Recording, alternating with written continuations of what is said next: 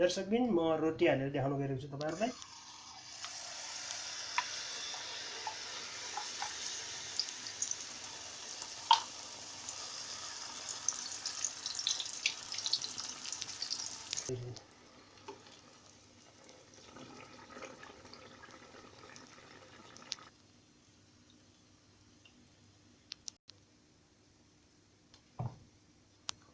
रोटी चाहिँ कपनी बिना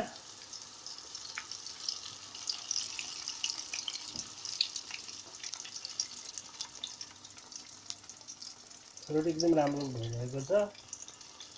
मैले चाहिँ बेकिङ पाउडर हाले, काउलोको सट्टा त्यसले फुलाउँछ, घिउ हाले र चामल रोटी।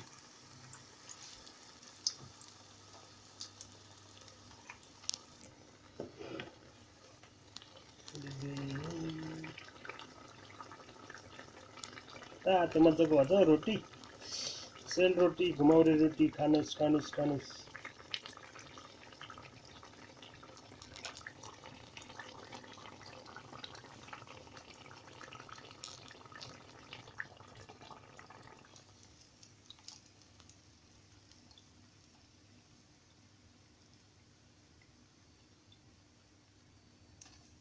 ओहो रोटीको त धरहरा बनेछ। र मैले कपनी बिना रोटी हालिरहेको छु।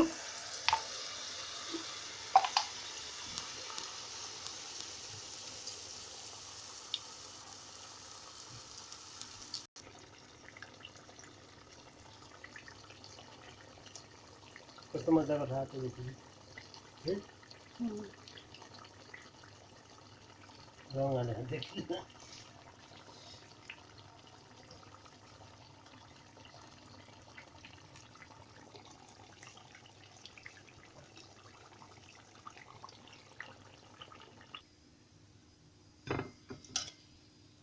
मैले चाहिँ यही सोलीबाट मात्रै हाल्न जानेको छु, पुरै हातले हाल्न जानेको छैन। यसलाई यताबाट घुमाउनु पर्यो, त्यहाँबाट छुट्टी।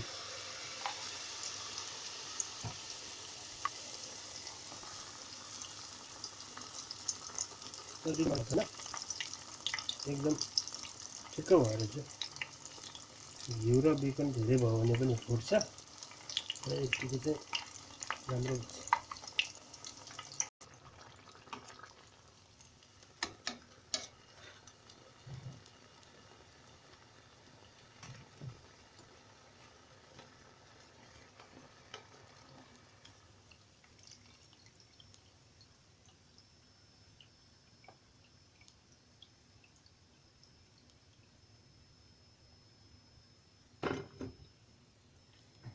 रोटी चाहिँ गाउँघरमा हो भने तपाईहरुले काउलो, सोडा, चिनी र 3-4 घण्टा भिजाएको चामललाई जाँतोमा अलि खस्रो तरिकाले पिसेर हाल्न सक्नुहुन्छ।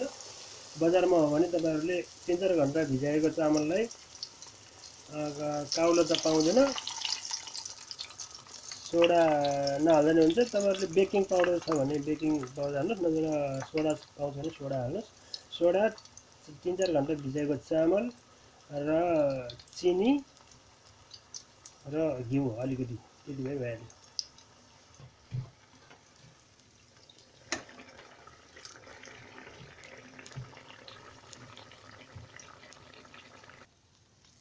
म यो रोटी हाल्दै अब बिदा हुन चाहन्छु।